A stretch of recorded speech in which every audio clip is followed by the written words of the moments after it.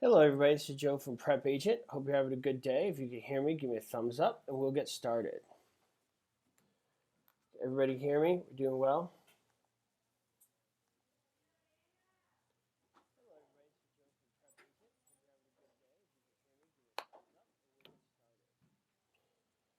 Oh, good morning, Adrian. Okay. Oops. Moved my screen a little around by accident there. All these buttons. Okay guys, today we're talking about practice disclosures. This is on Saturday. I was a little bit messed up with my timing on Saturday, so today I'll be a little more on point. So we talk about practice and disclosures. Generally, we're talking about is federal laws. That's the big one that comes up. Obviously, there's disclosures and things of that nature, but the big things that come up is that federal law. Who could tell me some federal laws that apply to everybody, no matter where you are, that come up when you're practicing real estate? What do you guys think?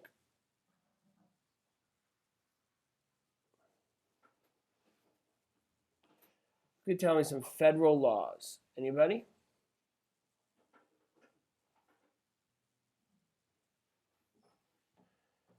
Okay, so one big federal law that we all should know is federal fair housing.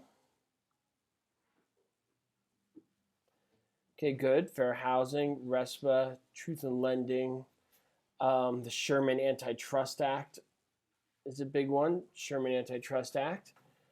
So who could tell me what they know about fair housing? Anybody?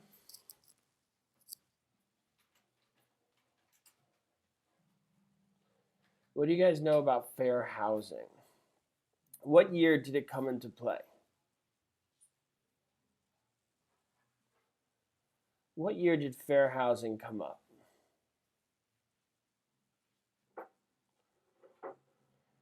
So fair housing came to be in 1968. Nice job, Mary. 1968. It's a Jones versus Mayer case. And what items come up when we talk about fair housing? What are violations of fair housing that come up for your real estate exam? Anybody know? What are the fair housing violations that come up for your real estate exam?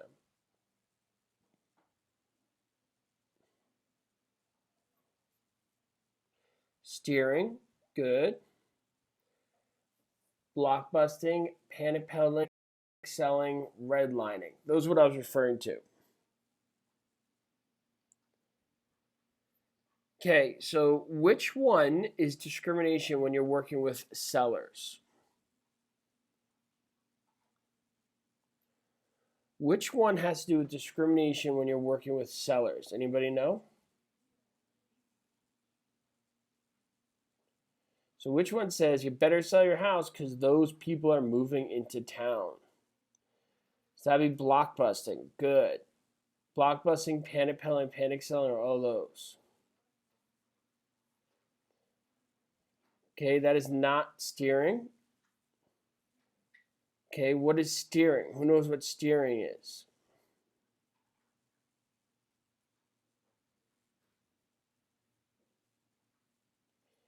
Who knows what is steering? Mike seems to say it, makes it, and steering is buyers. That's right. Steering has to do with when you say you live in, you're one of those people. You should live over there. That's where your people live. I think your type of people will be happier over here. Okay, that has to do with buyers. Steering has to do with buyers.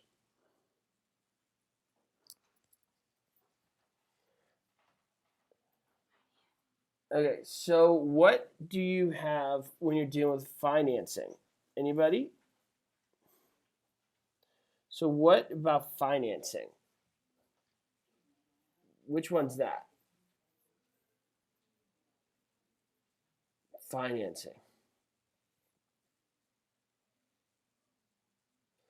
That would be redlining. Redlining. Good. Redlining is when they draw a map around a certain area and say only lend to that area. And they dictate to lend to that area because of the racial makeup of that area. So those are big ones we should all know, not only for your exam, but you should also know that when you practice real estate. If you ever hear anybody say, well, there are these type of people, they should live there, that's a big no-no. Okay, it's a violation of fair housing. Good. In 1990, there was an amendment made to fair housing, which included another class of people. What am I referring to? So in 1990, there was an amendment, an addition, if you will, to the Fair Housing Act that included another group of people. Who knows what that is? Who knows what I'm referring to? Who's been studying? Nice job, Connie McGee. I'd give you a big high five if I could. Let's give Connie a big high five, if you guys don't mind.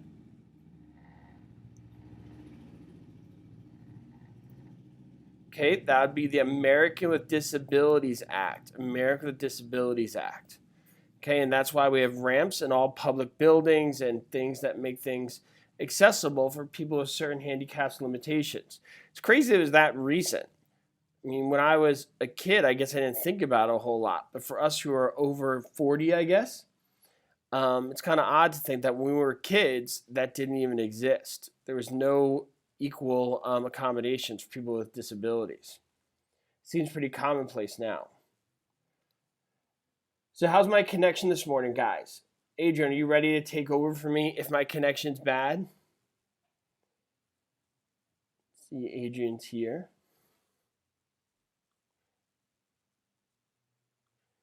So if my connection's bad, okay, good. Thanks, Adrian. By the way, I'm surprised to see you guys here on Memorial Day weekend. On Memorial Day, you guys are ready to study and studying hard. I did not expect to see Adrian here. It's a pleasant surprise. And we should all thank Adrian for his service. As you guys don't know, Adrian's a veteran of the Navy. If you guys don't know that. So he is here at the webinar on Memorial Day. And, you know, we all got to remember what Memorial Day is all about, right, everybody? It is a chance to remember those people who served our country. Adrian is 6 years in the Navy. In the Navy. There's that song that always comes to my head. Adrian, you know what song I'm talking about? Okay. Oh, you hate that song? Okay, I'll never sing that song again. Duly noted. Thank you. Okay, here we go. All right, moving on to the question on the board. The purpose of RESPA, Real Estate Procedures Act, is to A, place a fixed limit on settlement costs in all real estate transactions. B, place a fixed limit on settlement costs on residential property of 4 units or less. C, to standardize settlement services throughout the United States. Or D, to provide consumers with enough information to enable them to shop for settlement services.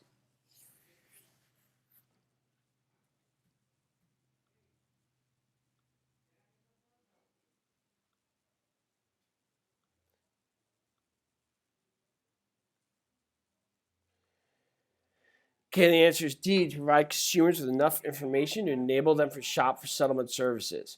When we talk about RESPA, we hear about the APR. APR. Who knows what the APR is about? Excuse me, when we hear about truth in lending, we hear about the APR. Gosh, I don't know where my mind is today, guys. I apologize. RESPA has to do with settlement services. When you hear about RESPA, you talk about kickbacks and things of that nature. Okay? So when you hire a real estate agent and they refer you to a title rep, okay, that title rep should be referred because they're really good at the business, not because the agent is kicking back $40 to that title rep. Has everybody got that? So you hear those illegal kickbacks. That's what RESPA comes into play. RESPA talks about settlement services. What are settlement services? Title, escrow, inspectors, things of that nature. That's what we're talking about when we're talking about settlement services. Now, since I mentioned it, when we talk about truth in lending, we hear the APR. It stands for the annual percentage rate, but what's it really all about? I mean, a lot of us just memorize what abbreviations stand for, and that's not going to get us past, and that's really not going to help us practice real estate after we pass. So what is that annual percentage rate for? What's the purpose of it? Why do they have it? What's it all about?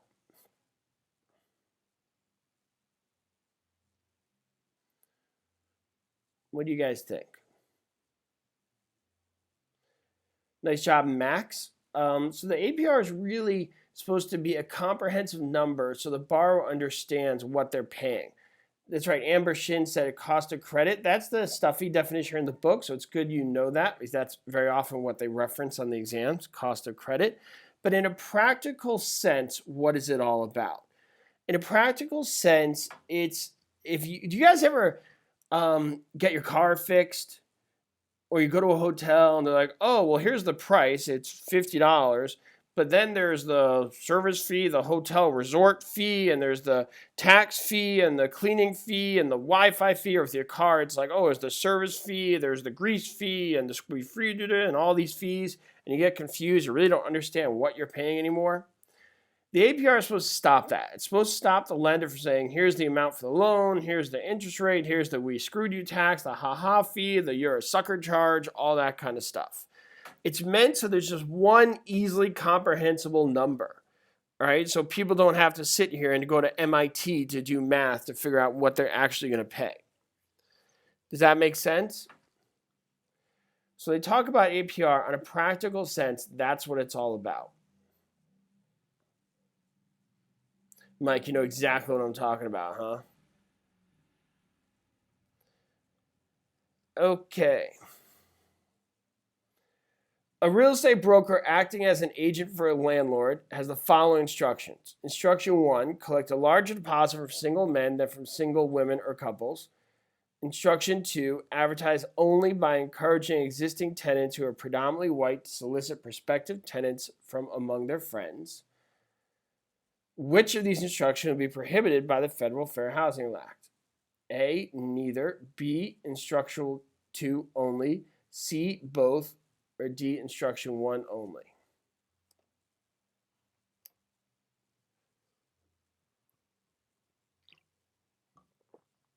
So what are you guys doing for Memorial Day after this? What are you guys doing? And the answer is both.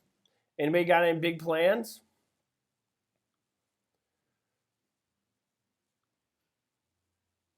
What are you guys doing?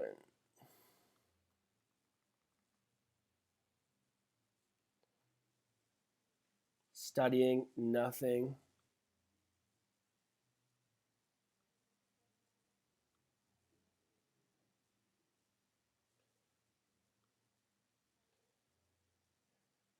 Okay. Adrian, you doing something fun?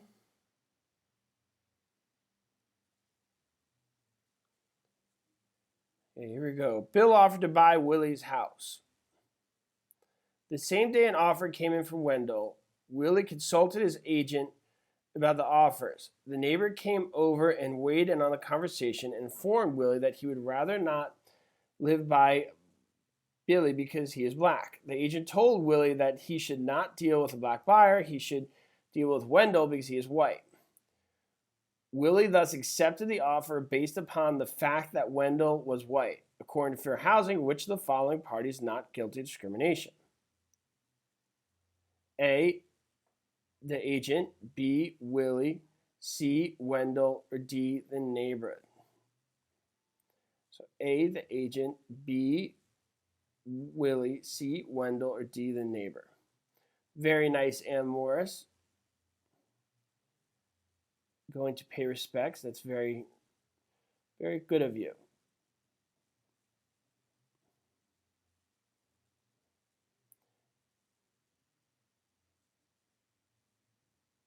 Okay, Adrian, going to food festival and hiking. I hope you're doing the hiking before the food festival, or else that'll get kind of ugh. Can't imagine doing a food festival and then hiking.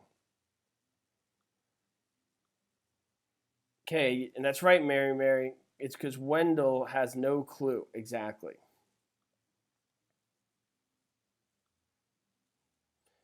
If anybody get this wrong, I will cry. The question is, why are you reading the question? Who cares what the question is? What's the answer? Nobody read the question. What do you guys think without reading it? Who knows? Anybody? The answer is D, 1968. We always circle 1968. Why? I don't know why. It's just because we want to pass the exam. If it asks you what year were you born, you're going to say 1968. If it says how many kids you have, 1968. It says what year was the watch invented? 1968. What year did I learn to drive a boat? 1968. Everybody got that? Yes or no?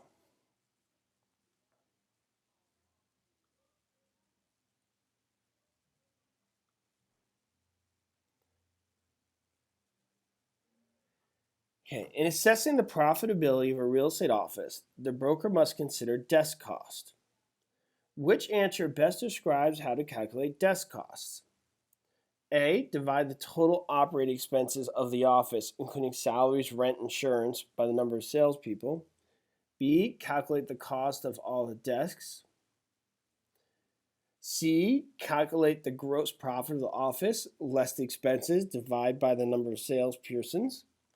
Or D. Divide the total cost of rent, utilities, and advertising by the number of salespersons.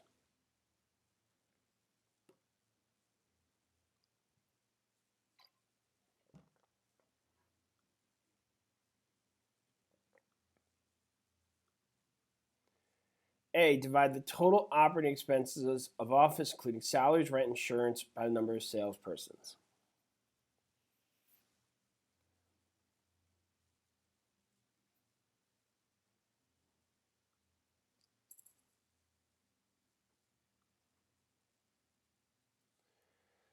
A broker who holds a valid listing of property places a classified ad for the property containing only the following information: for sale, 3-bedroom, 2-bath home with a swimming pool, asking price $165,000, telephone 555-9276. This type of advertisement would be an example of A, the blind ad, B, silent ad, C, qualified ad, D, display ad. Jules Rebelo says, Joe, check the page. Which page? The page I'm on? Something wrong with the page? There's something weird about it? Okay, the answer is blind ad. Blind ads when there's no broker's name.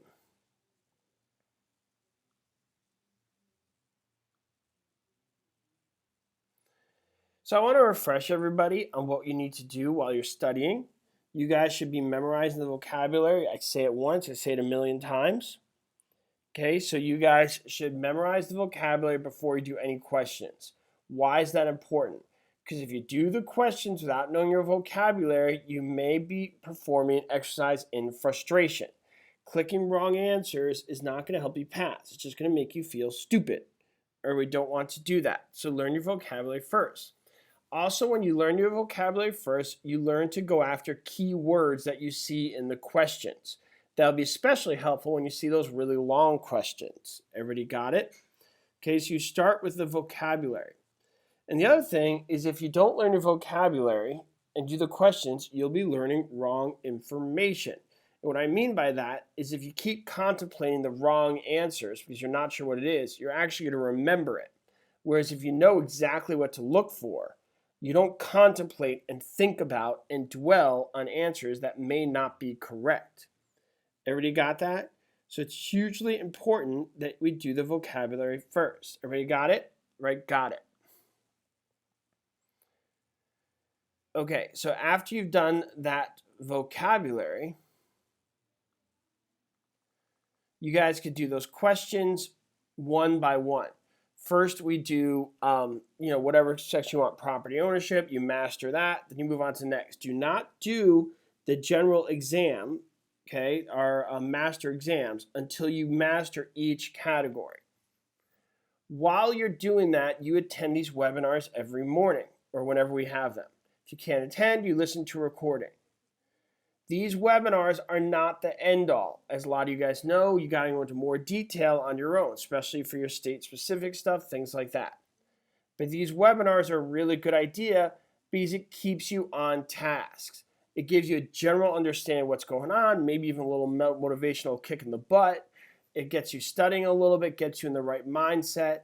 But these webinars must be followed up with you doing questions on your own. It's all part of a complete study plan. Okay, has everybody got that? All right, it's all part of a complete study plan. You cannot rely on these webinars. These webinars are more for a general understanding and for me to answer some questions and lay a foundation. You can't just rely on the vocabulary because obviously you have to do questions. And like I just said, you cannot only do the questions. It's all part of a complete study plan. Everybody got it? Okay.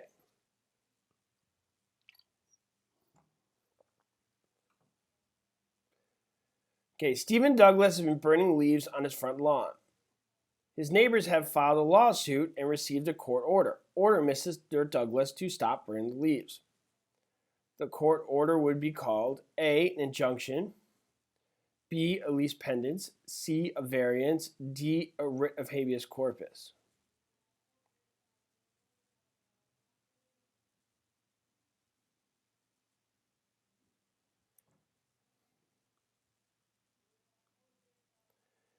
And the answer is A, injunction. And you guys ever been paddle boarding? I heard it's like really good exercise. I had somebody tell me they're doing paddle boarding. Is that the same as just like canoeing? Like, isn't it all just sitting on a like thin boat on your butt and just each side just stroke, stroke? I feel like paddle boarding is like canoeing but on a beach.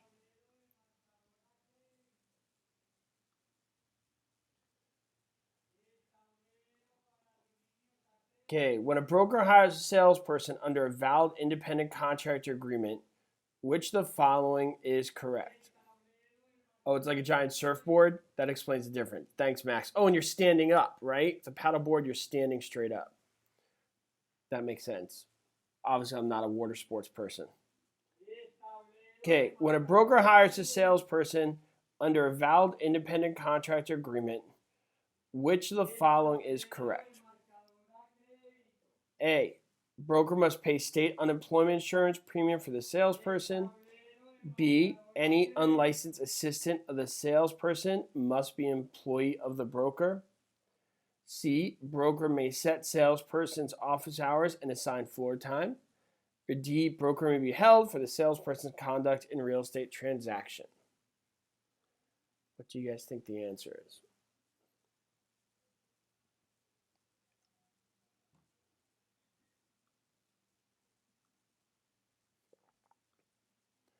The answer is D, broker may be held for the salesperson's conduct in a real estate transaction.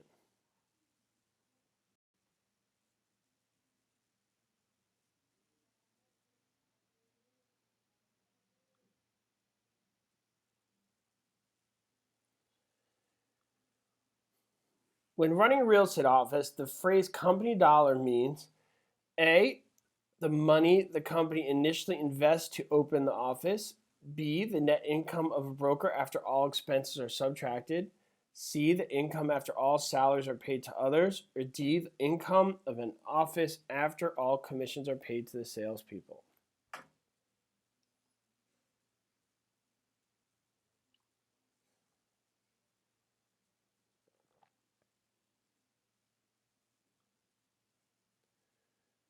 And the answer is D, the income of an office after all commissions are paid to the salespeople.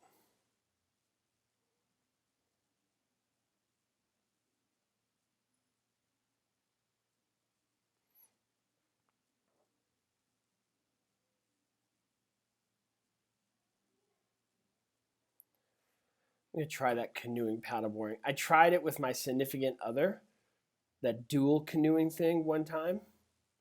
But it didn't work out that well since I'm 6'2" and 225 pounds and she's 4'11" and 100 pounds. So it was kind of an imbalance on the boat. But maybe we'll try something different. I've lost weight since then. And she's been lifting. But the pictures were kind of humorous. For other people, not for us. For us, we were fighting and very angry. Okay, here we go. Agent Vivian Rose was driving her client towards a property. In the car, she realized she was a particular religion, at which time she immediately did a U-turn and took him to a place that she believed people who practiced the same religion lived. This would be an example of A, steering an illegal conduct, B, steering, C, blockbusting, and D, illegal conduct. Much respect to all the short people, by the way.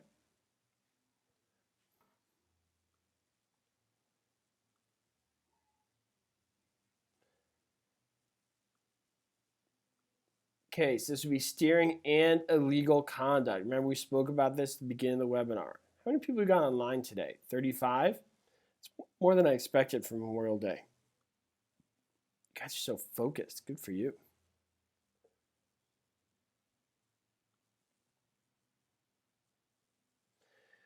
Which of the following acts requires public accommodations to be made accessible to all people?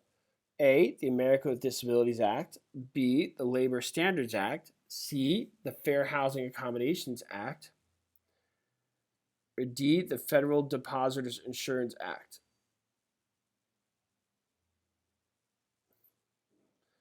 What do you guys think?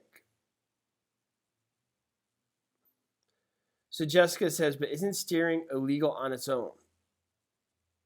Well, it's also illegal. Things could be more than one thing.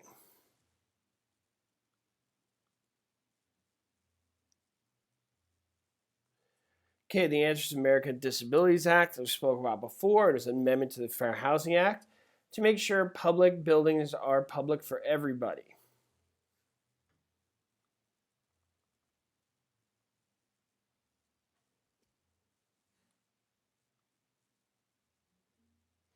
When a lender makes a loan regulated by Real Estate Settlement Procedures Act, the loan applicant must be provided with which of the following?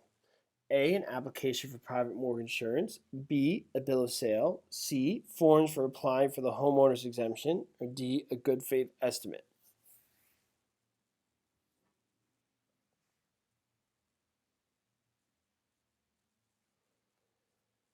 And the answer is D, a good faith estimate.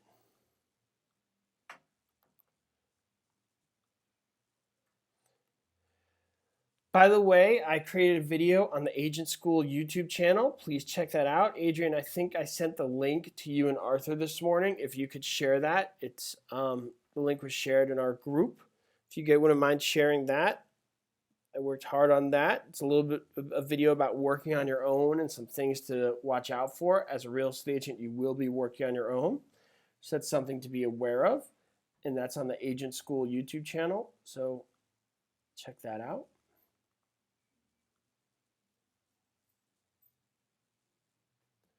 There it is. Thanks, Adrian. If a deed has, oh, Stephanie says, I like the question you have an IG. Joe, thank you for that. You're welcome, Stephanie. If a deed has a restrictive covenant which prohibits the sale of a property to a person of a particular race, the covenant will A, invalidate the conveyance, B, have no effect on the conveyance, but the covenant will be unenforceable, C, provide the grantor the power to enforce the covenant, and D, provide the grantee the power to void the conveyance.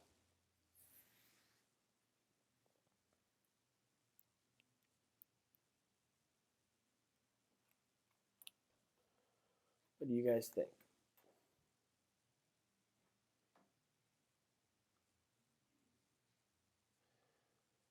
And the answer is B, have no effect on the conveyance, but the covenants will be unenforceable.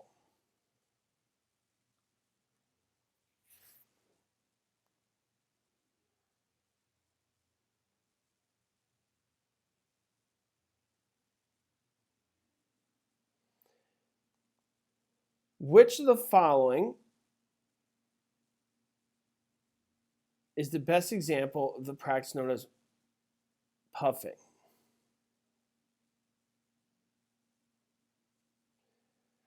A, a license exaggerates certain features or benefits of the property. B, a license misrepresents material facts concerning a property. C, a license implies that he was well connected and knows many influential people in the area. Or D, a license communicates his opinion about property's material facts. What do you guys think?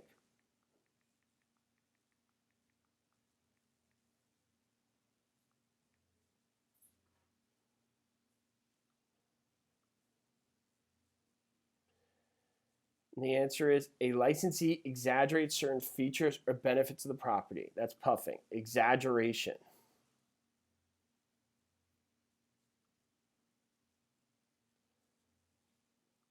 An agreement between Adam granting Bob the right to offer, sell, or distribute goods or services under a marketing plan described by Adam is commonly known as A, a franchise agreement, B, a personal securities investment, C, a business opportunity transaction, or D, a real property securities transaction.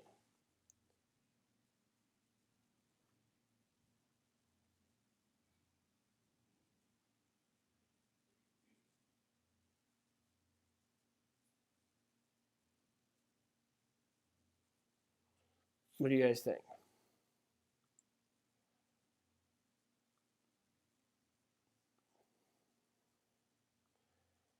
Okay, the answer is a franchise agreement. Why are we talking about franchises when we're doing real estate? Who can give me an example of some franchises? Anybody can give me an example of a franchise? So a franchise is when you buy into a business model you think they'll make money and you use their marketing plan, but you're restricted to stick to their marketing plan, but you're still the owner of that business. So who can give me an example of a franchise? Anybody? Chick-fil-A, Starbucks. Oh, you guys are missing it. And those could all be franchises, but you're missing what we're getting at. Would you guys like me to give you the name of some franchises? You'll see where I'm going with this. Everybody ready? Say ready. I know, I'm just getting hungry. There you go, Mary. That's what I'm talking about. Century 21, Keller Williams, Remax. These are franchises. That's why they ask about it sometimes on your real estate exam. Everybody got that? Many of these real estate brokerages are franchised. I don't think Coldwell Banker is, but many of the others are. Keller Williams is one for sure. Century 21 for sure. In other words, we could buy a Keller Williams office as long as we follow that marketing plan. So they're extremely common in real estate. That's why they ask you about that. Everybody got it?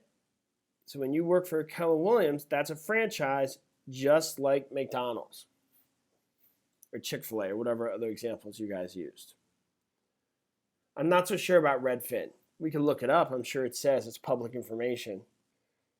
But those come up. It's a very common thing in real estate to franchise out brokerages across the country, no matter what state you're in.